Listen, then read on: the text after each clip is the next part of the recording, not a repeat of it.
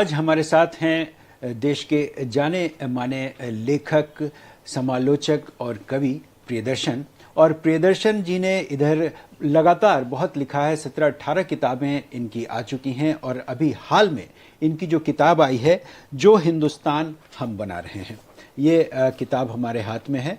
और हमारे साथ इस किताब पर बात करने के लिए खुद मौजूद हैं प्रियदर्शन जी। प्रियदर्शन जी, स्वागत है। नमस्कार। नमस्कार।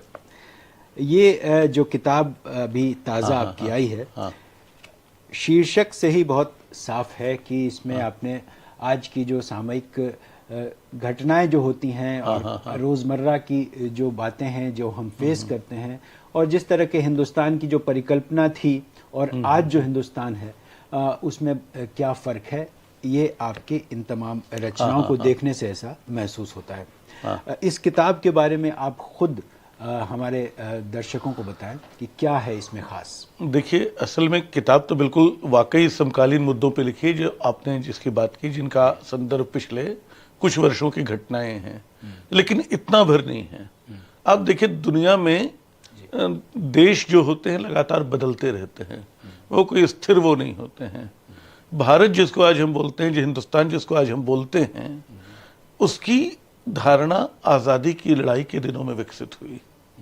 माना गया कि हम एक बहुभाषी, बहुधार्मिक, बहुसांस्कृतिक समाज बने रहेंगे, विविधता में एकता हमारी ताकत होगी, समन्वय सहिष्णुता हमारा लक्ष्य होगा।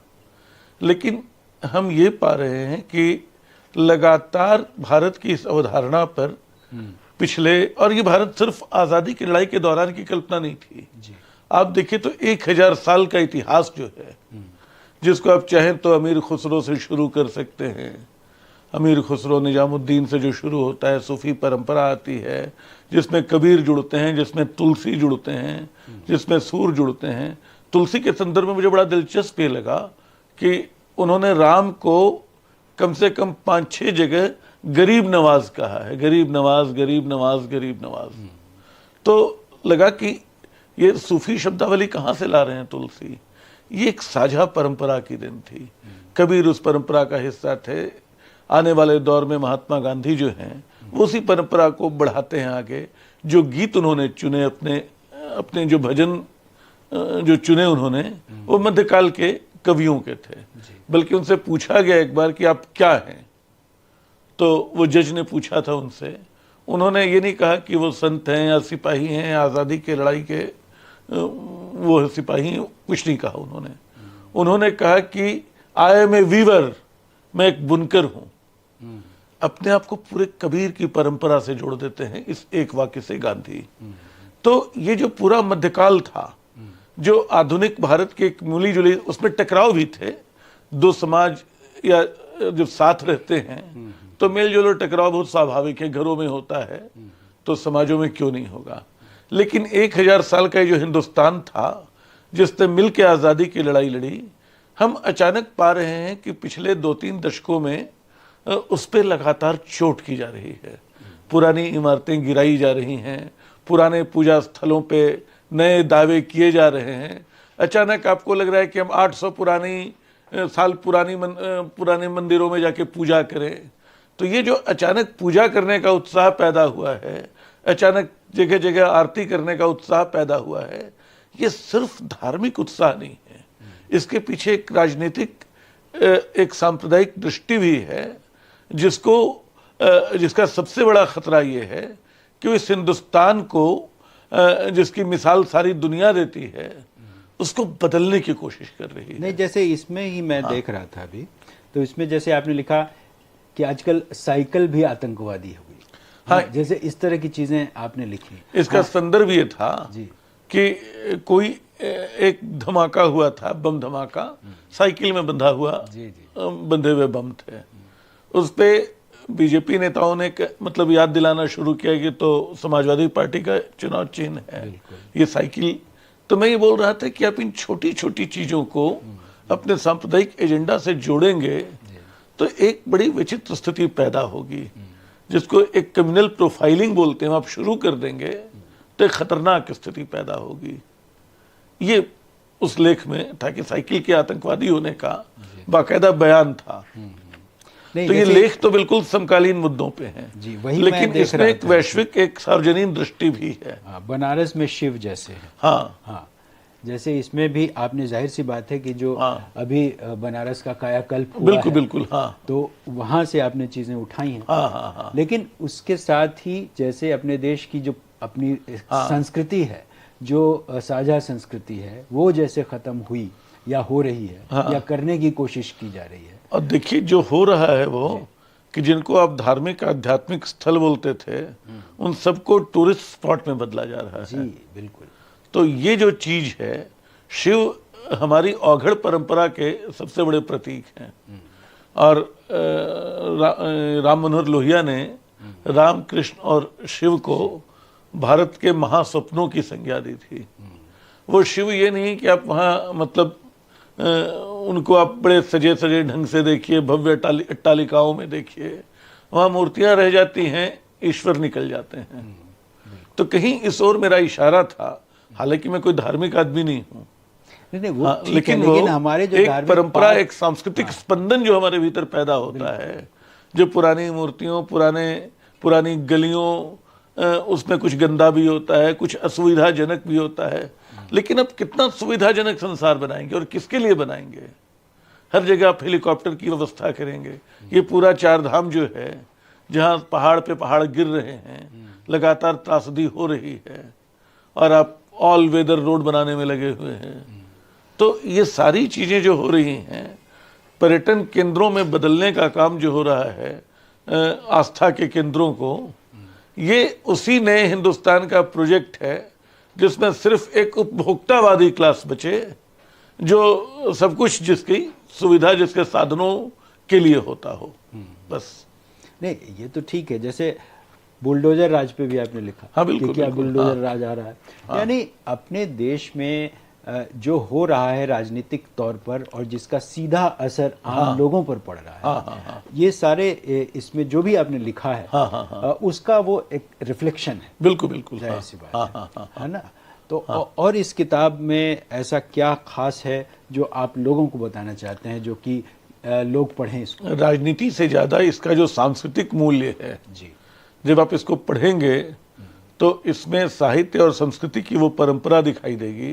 इसमें आपको गालिब मिलेंगे, मीर मिलेंगे, इसमें आपको उन तत्वों की शिनाख्त मिलेगी जिनको धीरे धीरे हम भूलते जा रहे हैं, जिनको धीरे धीरे मिटाने की कोशिश की जा रही है। तो ये जो चीज है, अब इसको मतलब किसी ग्राहक के सामने पेश करने की तरह तो नहीं कि आप ये पढ़िए तो मिलेगा, बिल्कुल। लेकिन एक वैकल्पिक विचार दृष्टि जिसको बोलते हैं, जो अब लगातार मुझे लगता है कम होती जा रही है।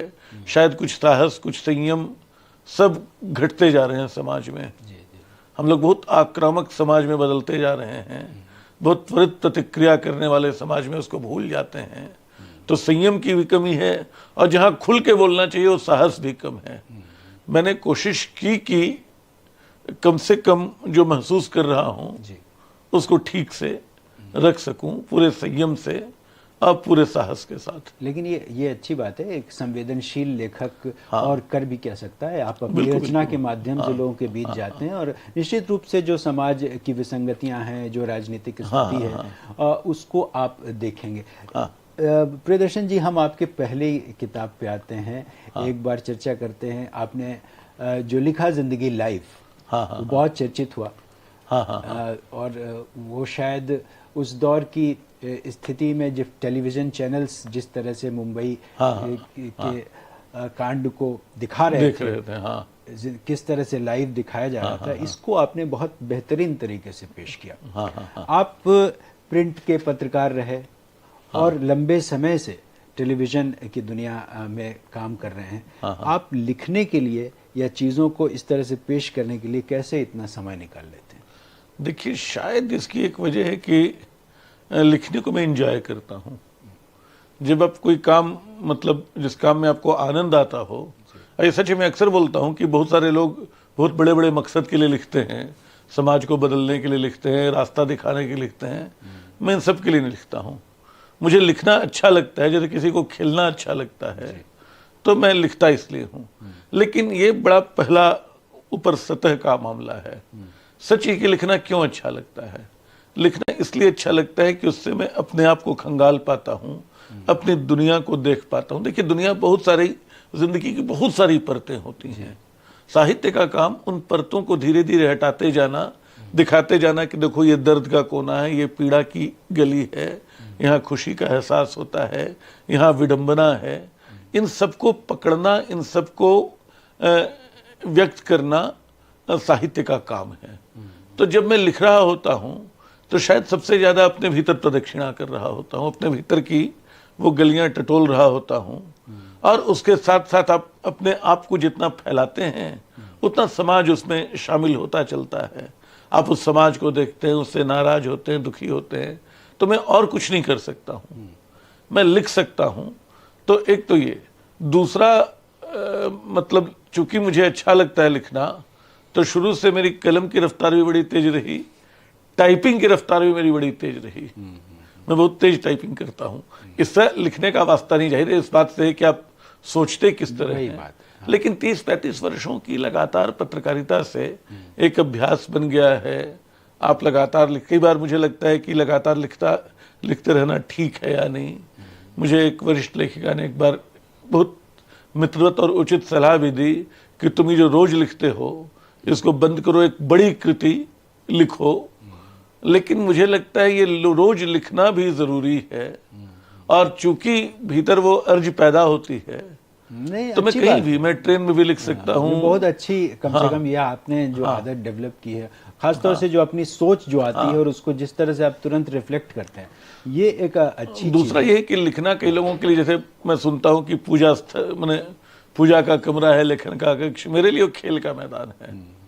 या जैसे हम कैरम खेलते हैं, तो एक आध शॉट हो सकता है थोड़े तिरछे लग जाए, एक आध स्ट्रोक हो सकता है छक्का लगने की जगह कैच हो जाए, लेकिन प्रैक्टिस चलती रहती है, लिखना जारी रहता है। और तो इसीलिए मैं लगातार लिखता हूँ, खूब लिखता हूँ, तमाम विधाओं में लिख लेता हूँ। तो अब जो नेक्स्ट आपका प्रोजेक्ट है उस पर भी थोड़ी सी चर्चा कर लेते हैं। अभी तो ये आई है जो हिंदुस्तान हम बना रहे हैं, इसके बाद का आपका क्या प्रोजेक्ट है? देखिए, 2-3 चीज़ों पे मैं साथ साथ काम कर रहा हूँ। एक उपन्यास मेरा लगभग 40-42 हज़ार शब्द हो चुका है, वो बदलते मोहल्लों पे है। यानी आप देखिए कि 90 के दशक से 2020 तक आते आते हम लोग बिल्कुल बदल गए हैं।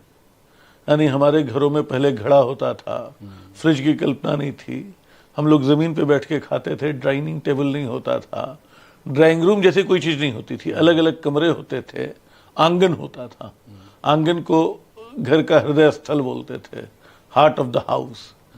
पोर्टिको और बालकनी नहीं होती थी, गाड़ियां हमारे पास नहीं होती थी, साइकिल होती थी, उसी से हम लोग खुश होते थे। तो पिछले 40 वर्षों में हमारी दुनिया बिल्कुल बदल गई है। तो इन बदलावों को, मोहल्ले टूट रहे हैं, उनकी जगह अपार्टमेंट बड़े बन रहे हैं, तो कैसे ये पूरी नागर व्यवस्था बदली है, इस पे कोई समाजशास्त्रीय अध्ययन जैसा नहीं। मेरी कोशिश होती है कि जब मैं लिखूं तो कम से कम वो पठनीय हो। उपन्यास के साथ खास तौर पे जिंदगी लाइव में मैंने इसका ध्यान रखा था। तो इसको मैं मोहल्ले मोहल्ले में दोहराए जाने वाले किस्सों की मार्फत लिख रहा हूँ। जो मोहल्ले की घटनाएं होती थी, होली के अवसर पे, दिवाली के अवसर पे, किसी बुजुर्ग के साथ कोई छेड़खानी, किसी युवा का कोई प्रेम प्रसंग, उस समय कैसे चीजें चलती थी, कितनी मध्यम। जैसे मैं आपको एक घटना ऐसे ही बता देता हूँ। हमारे दोस्तों ने एक बार एक चोर पकड़ा। वो चोर पकड़ने का तरीका ये था कि असल में पोस्ट ऑफिस, रांची की पोस्ट ऑफिस से हमारे एक दोस्त की साइकिल गायब हो गई। हुआ कि चोर जरूर आएगा दोबारा दूसरी साइकिल चुराने। 12 लड़कों ने महीने भर पोस्ट ऑफिस में पहरा दिया, पकड़ लिया। तो अब इतनी फुर्सत, इतना धीरज, इतना समय और इतनी एकता कि आप बिल्कुल महीने भर लगे रहे, एक उत्साह था कि चोर को पकड़ना है, पकड़ डाले। तो ऐसे कई प्रसंग थे। तो लेकिन सच ये है कि 42,000 शब्द लिख लेने के बाद अभी मैं थोड़ा अटक गया हूं। तो एक तो वो है। दूसरा, इधर मैंने इत्तेफाक से एक नाटक लिखा था। वो मन्नू भंडारी के जन्मदिन पे कुछ करने की योजना थी, हंस की, रचना यादव के खास तौर पे। तो उन्होंने मुझसे पूछा क्या कर सकते हैं। मैंने कहा कि मन्नू जी के किरदारों को मिलाकर एक नाटक तैयार करते हैं, उनका मन्नू जी से संवाद कराते हुए। तो बेटियां मन्नू की के नाम से नाटक वो हुआ। अच्छा। देवेंद्र राज अंकुर ने उसका निर्देशन किया, बहुत ही बढ़िया प्रस्तुति थी। और तो अब नाटक पे भी एक और नाटक पे काम कर रहा हूं। तो ये 2 तो साथ चल रहे हैं, बाकी जो एक कविताएं लगातार मैं लिखता रहता हूँ कुछ कुछ। हाँ, तो यही सारा कुछ है। चलिए, बहुत शुभकामनाएं आपको, आगे आप लगातार लिखते रहें। फिलहाल इस चर्चा में हम आपसे आगे बेहतर से बेहतर रचनाकर्म की उम्मीद करते हैं, और बहुत धन्यवाद बस आप हमारे इस चर्चा आप में लोगों शामिल की उम्मीद मेरे लिए बहुत बड़ा संबल है, और उससे लगता है कि मतलब ये जिम्मेदारी का भाव बनता है कि जो लिखूं कायदे का लिखूं। नहीं, वो बिल्कुल आप लिख रहे हैं कायदे का, और बेहतर लिखें, ये हम चाहते हैं। चलिए, शुक्रिया।